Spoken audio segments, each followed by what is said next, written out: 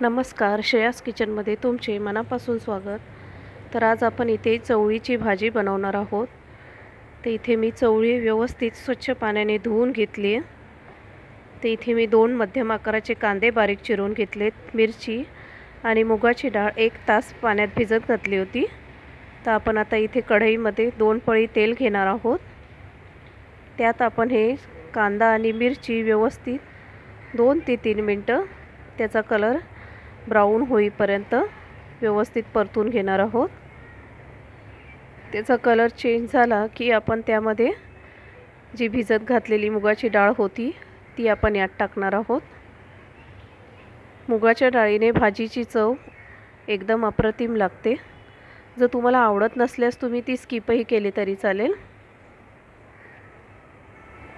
मुगाची डाळ भिजत घातली होती त्यामुळे तिला शिजायला जास्त वेळ नाही लागत. तर इथे बारीक चिरून घेतलेली चवळी आपण व्यवस्थित हलक्या हाताने मिक्स करून घेणार आहोत. तुम्ही पालेभाजीचा कलर जर हिरवागार हवा असेल तर त्यावर झाकण न ठेवताच शिजवावी. झाकण ठेवल्यामुळे त्याचा कलर चेंज होतो.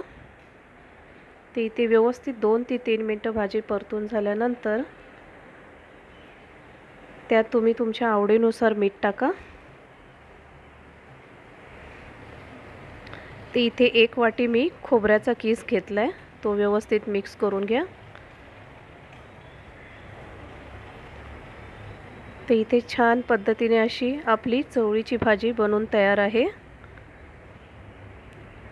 जर तुम्हाला माझी ही रेसिपी आवडली असल्यास माझ्या चॅनलला लाईक, शेअर आणि सबस्क्राईब करायला विसरू नका.